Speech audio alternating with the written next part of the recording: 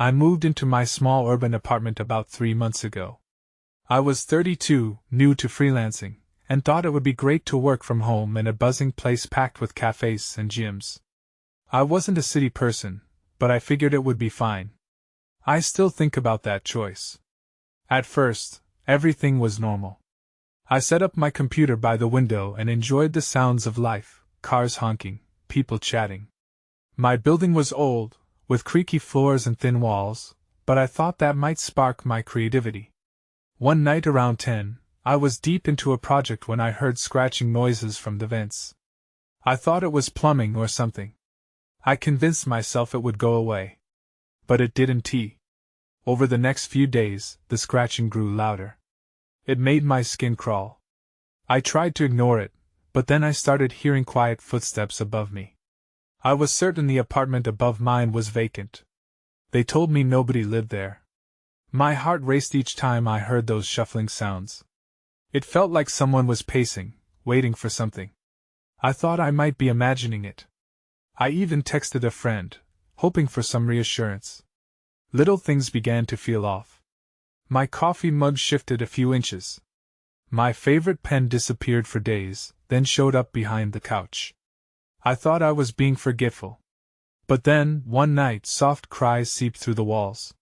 They were quiet but chilling. They felt like whispers meant just for me. I decided to investigate. I crept to the small entryway that led to the stairs. The cries continued, soft yet distinct. I thought about knocking on my neighbor's door, but I was too anxious. What if nobody answered? What if I was just hearing things? Then came the night I lost track of time working. The murmurs grew louder, more desperate. The air felt cold.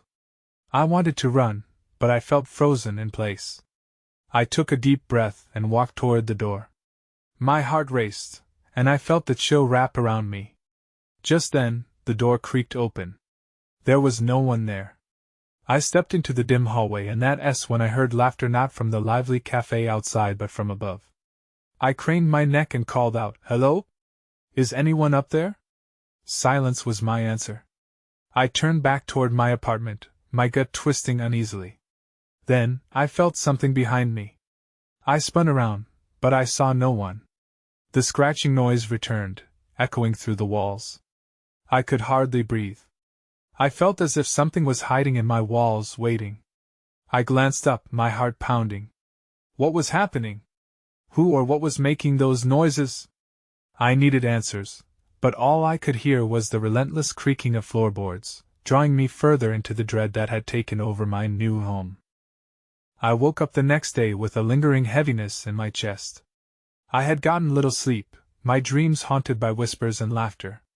I needed to clear my head and confront the strange occurrences. Maybe it was time to find out what was really going on. After breakfast, I decided to visit the building's manager. I knocked on her door down the hall. The sound echoed, unsettling, like the scratching that invaded my nights. The door opened slowly, revealing an older woman with tired eyes. "Yes?" she asked, eyeing me with concern. "Hi, I'm your neighbor. I've been hearing some odd noises, especially from the apartment above mine. Is someone living there?" I tried to keep my voice steady. She hesitated, glancing back over her shoulder as if checking for someone. "No one lives up there anymore. It's been vacant for years. We had some issues in that unit." A chill ran down my spine. "Issues?" "Just some disturbances. Nothing I want to get into."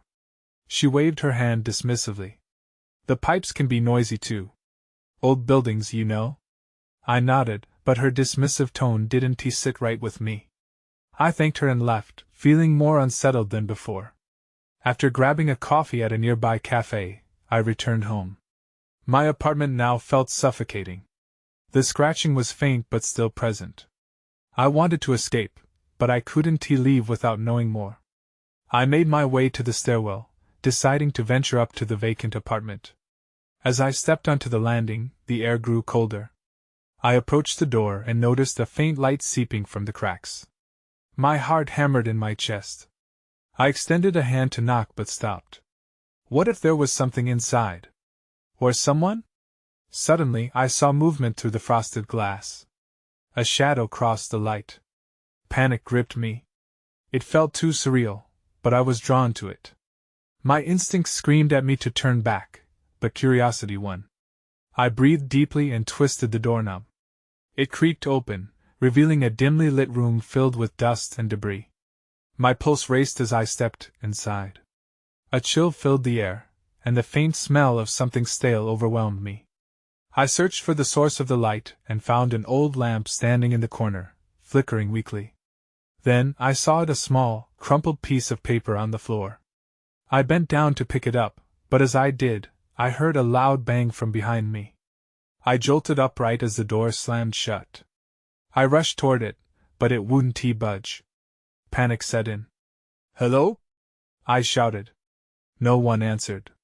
Suddenly, the flickering lamp went out, plunging me into darkness.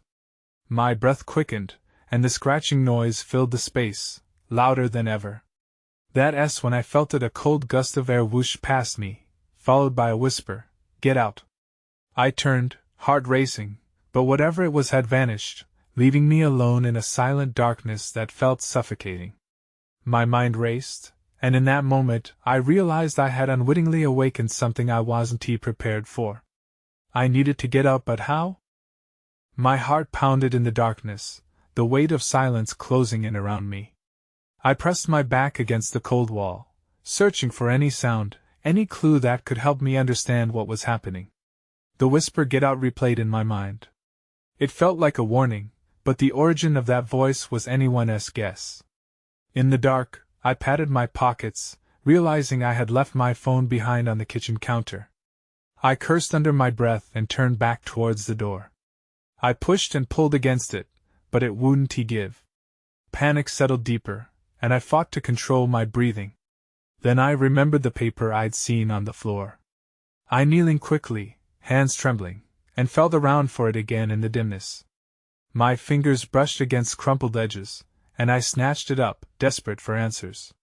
As I unfolded it, the ghostly silence was broken by a soft patter. It sounded like footsteps coming from behind me. I froze, heart hammering harder than before. I couldn't tell if it was my imagination or reality.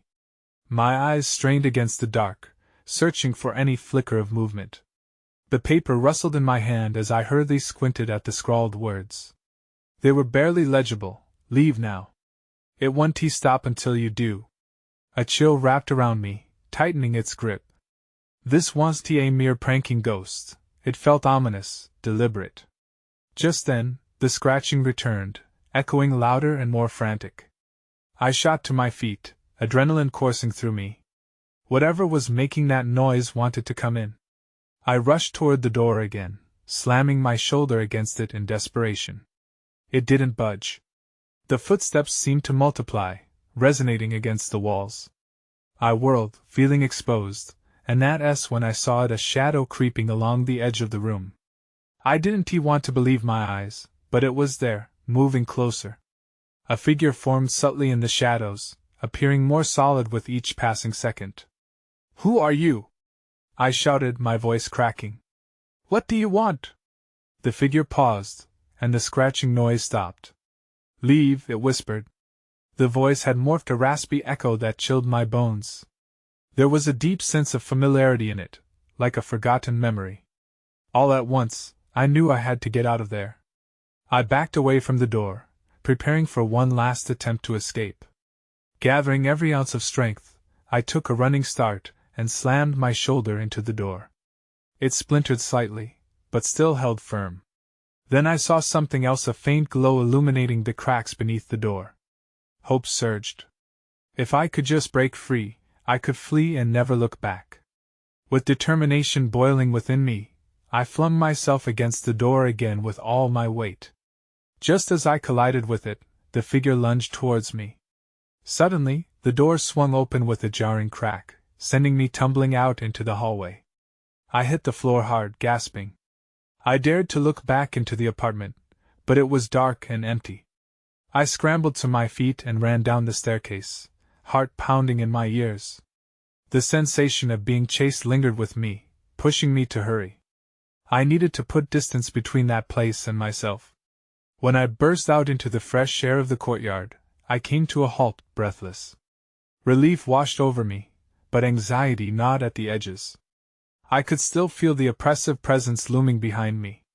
But as I turned to escape the building entirely, I caught a glimpse of something on the ground. A small item glinted under the sunlight. My heart dropped as I recognized it, the paper I had lost in the chaos. But it was different now. The warning was gone, replaced by the unsettling words, "You can't run from me." In that moment, I realized I had unwittingly invited something into my life. Something that wasn't finished with me yet. The sunlight felt like a lie. It brightened the courtyard, but I couldn't shake the suffocating dread clinging to me. I stared at the paper in my hand, my mind racing. Whoever or whatever was behind this had followed me outside. My feet moved on their own, taking me toward the parking lot. I needed to get in my car, put the engine on, and drive anywhere far from here. But just as I rounded the corner, I heard it again. The scratch noise, faint but distinct. It was coming from the doorway I had just fled. I hesitated. My heart raced, a mix of curiosity and terror. I stood still for a moment, debating whether to confront this thing or flee. A quick glance back at the paper added to my unease. Was it really worth sticking around? But I couldn't ignore it. The figure, that voice, it felt dangerously familiar. Maybe there were answers behind that door. Heeding a reckless impulse, I turned and walked back toward the entrance. With every step, the scratching intensified, filling the air around me with unease. I gripped the paper tightly, convinced it was somehow a part of this nightmare. As I reached the door, it swung eerily ajar, inviting me in. A low whimper echoed from within, like a plea for help. I hesitated at the threshold. "Hello?" The word tumbled from my lips, weak and uncertain. Silence loomed for a moment before an answer came, gravelly and laden with despair. "Help me." The voice was chillingly familiar. I took a deep breath and stepped inside, feeling as if I were crossing the threshold into a different dimension. The shadows swallowed me whole, and the air thickened with an unsettling energy. The familiar dark stillness pressed against my skin, igniting every fear I had. I quickly scanned the room, searching for the source of the voice. As my eyes adjusted, I spotted something in the corner, an overturned chair, a flicker of movement. My blood ran cold. "Is someone there?" I called, half hoping to be mistaken. But no denial came. The whimpering persisted, a desperate plea hidden within the shadows. Compelled by curiosity, I approached cautiously, my heart a mix of terror and urgency. The moment I reached the corner, I froze. It was a mirror. And in it, I didn't see myself. Instead, a figure stood behind me, a distorted reflection with hollow eyes staring back. I swung around, but the room was empty. A wave of nausea hit me as I realized the truth. It was me, or at least a version of me that I didn't recognize. I stumbled back, terrifying thoughts flooding my mind. What was happening? Was this a trick?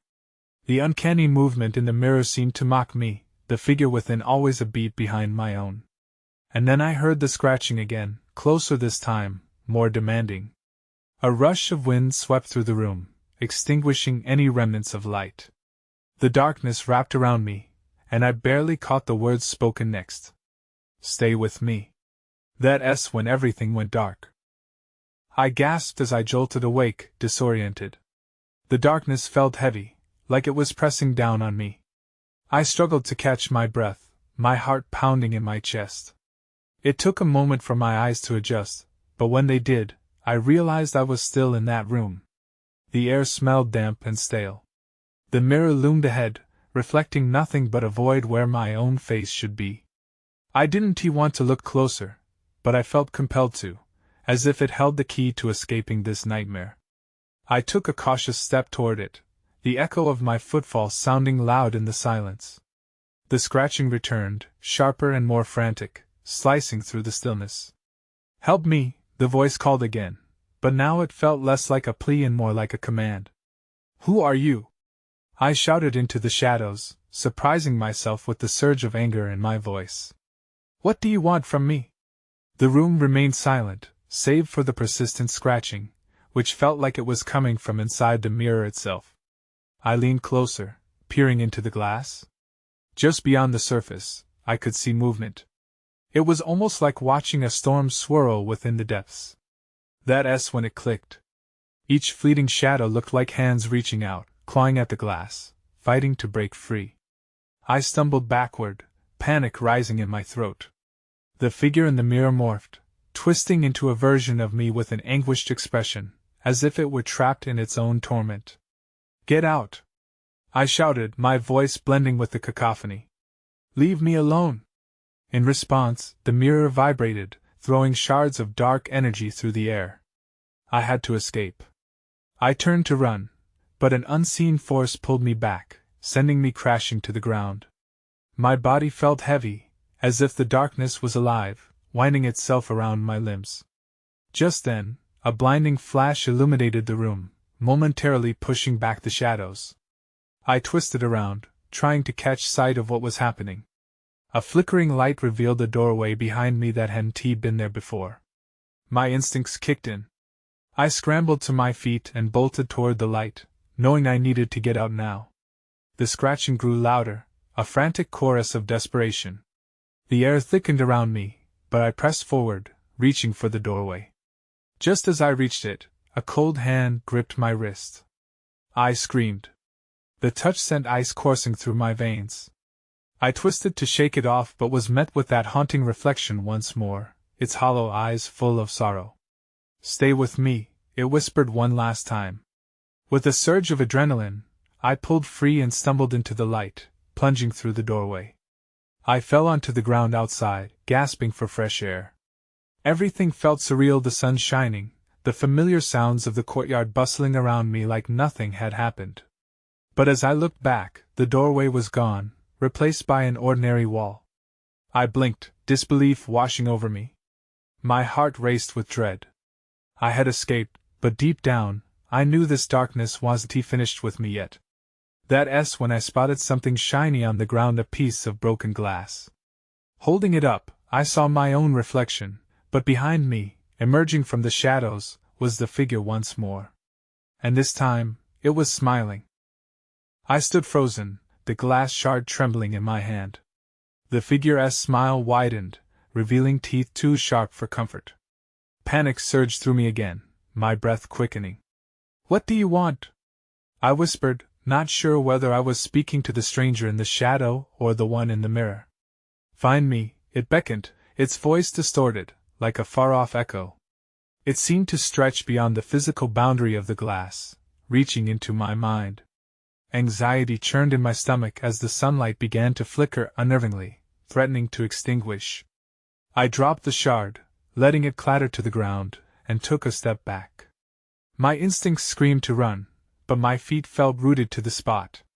I had glimpsed the figure's emptiness before, but its smile now felt mocking, a cruel twist on my lingering fears.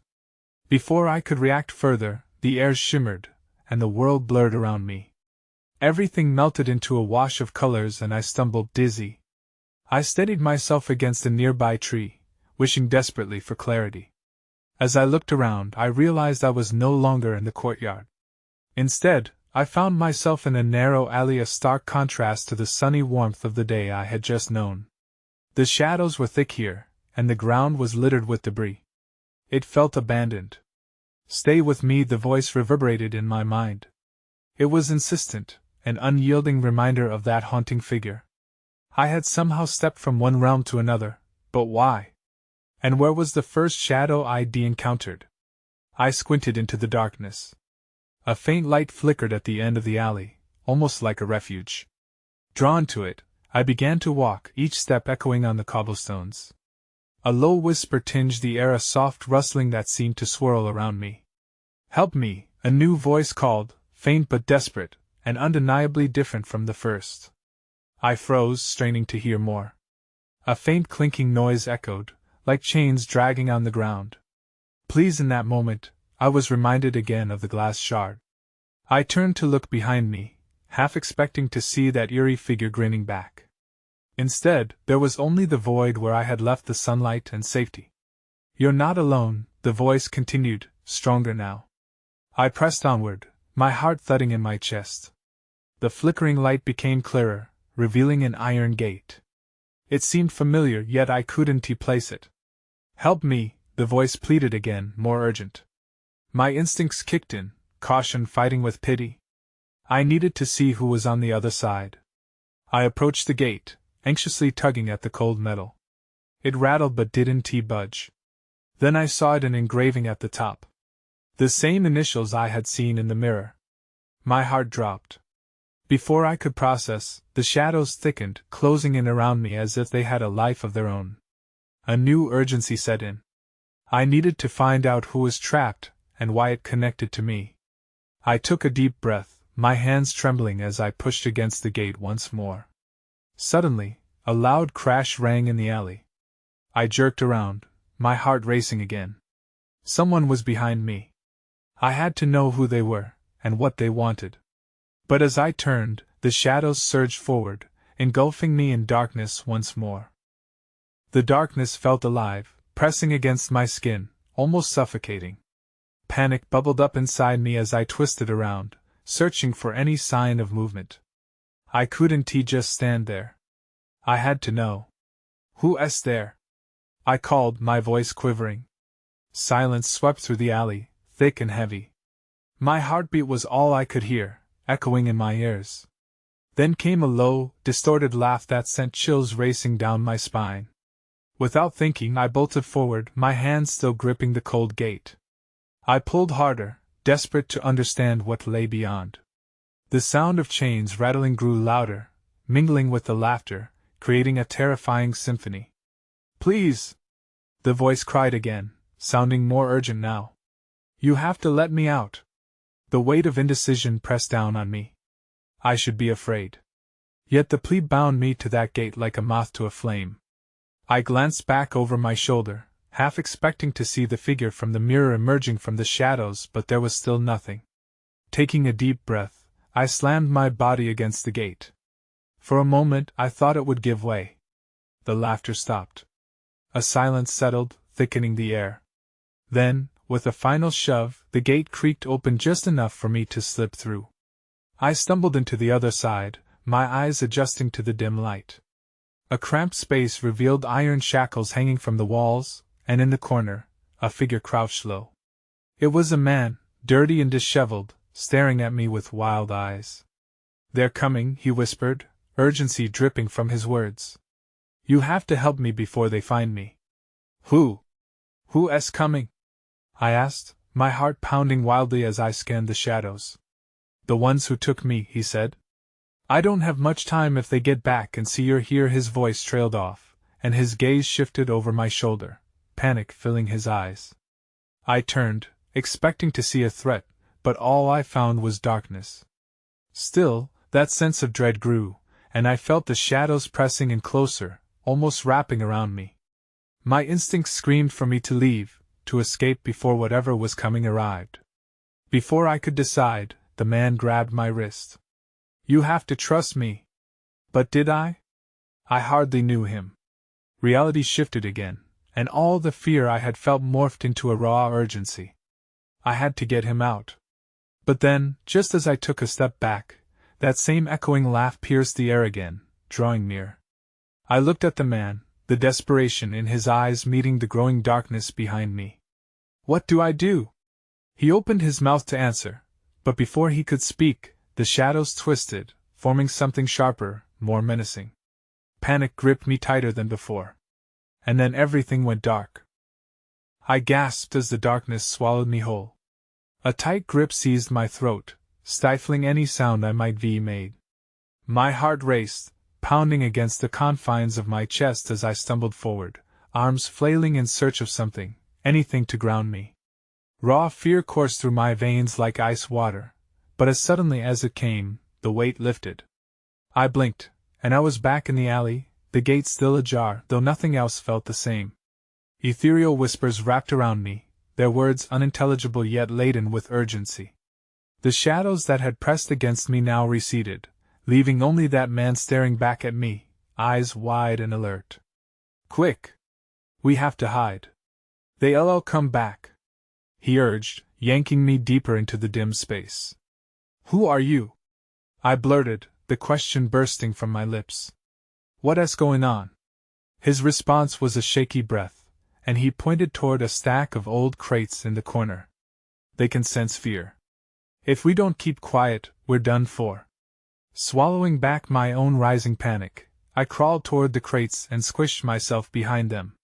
The man followed, pulling the last crate up against the space we occupied. It provided little cover, but I felt cool metal against my hip. A key? What are you hiding from? I whispered, my breath shallow. Wraiths, he replied, his voice trembling. They take everything from you. Your sanity, your faith. You get lost in their world. I wanted to laugh at the absurdity of it all. Wraiths? This was turning into something from a bad horror movie. Yet, as I looked at him, the desperation etched in his features left no room for doubt. Footsteps echoed down the alley, heavy and slow. My heart skipped as dread wrapped around me again. I squeezed my eyes shut, praying it was just my imagination, but the sound grew closer, filling the space with each stride. They're here, he hissed, eyes darting to the narrow slit between the crates. I held my breath, my mind racing. Could they really be wraiths? The very idea seemed ridiculous. The footsteps halted, and I dared to peek through the gap. Two figures emerged, cloaked in darkness. Their forms shifted unnaturally, blending into the very shadows that surrounded them. They didn't appear human. I couldn't see their faces, only the oppressive aura of malevolence that dripped off them like a poison. Did you hear something? One of them asked, voice like gravel crunching underfoot. The other shook his head, scanning the area with too many eyes. My stomach nodded. I could feel them searching, looking for us, and I wasn't sure how long we could remain hidden. Please, just let me go. The voice from earlier cried out. It was coming from somewhere else, a plea that echoed, taunting me. I turned to the man, panic flashing in his eyes. We can't stay. They'll find us. But before I could ask him what to do next, the figures launched forward, and I realized they weren't alone. I caught sight of glimmers in the darkness, shackles and chains, glinting in the slim light. They were all part of this twisted trap. Find them, one of the wraiths shouted, and everything fell into chaos.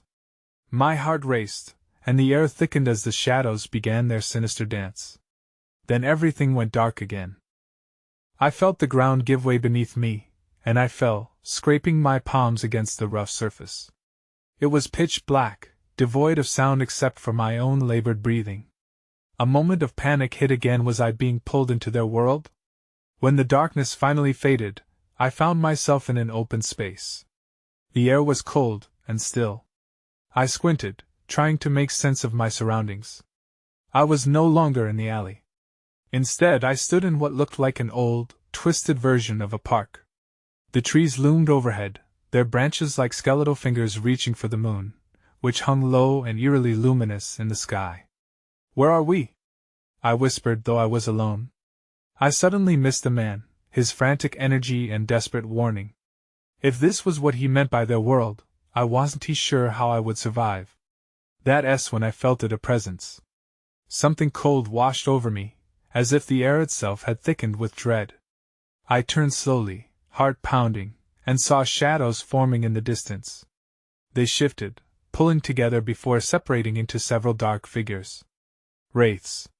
A sharp breath escaped my lips as I backed away instinctively, but I stumbled over a gnarled root.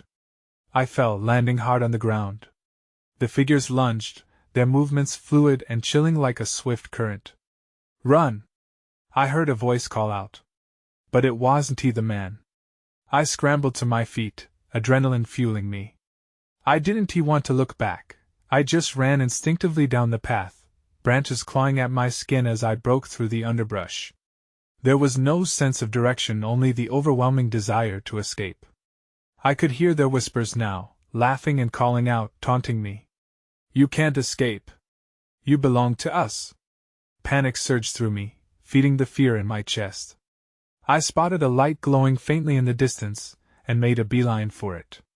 I threw myself forward, putting all my energy into each step. As I neared the source of the light, I realized it came from an old gazebo, its once white paint now peeling and warped. There was something inviting about it, a warmth that drew me in against the chill of the night. "Help!" I shouted, my voice echoing eerily against the wooden beams. I reached the entrance and hesitated, feeling the tremors of those shadows closing in. But just then, I saw a flash of silver on the ground. The key. It was the same cool metal I had felt earlier. Somehow, it felt important. With clumsy fingers, I picked it up, tasting the bitter tang of hope. The wraiths were closer now, their shadows merging with the darkness around the gazebo. They reached out, their fingers stretching like vines toward me. "You cannot stop what is coming!" one screamed, a voice that tore through the night. I fumbled with the key, my heart racing. "What am I supposed to do?"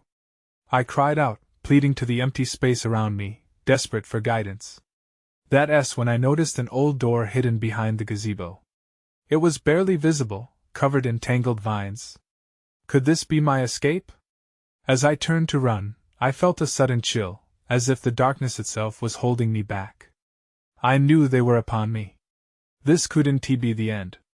I had to get through that door. Taking a deep breath, I dashed toward it, clutching the key tightly. I could hear them scream behind me, their voices mingling with the night air as I reached for the handle. Would it open?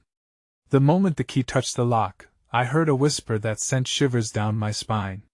"You'll never be free." With a determined shove, I turned the key and pulled the door open, plunging into whatever fate awaited me on the other side.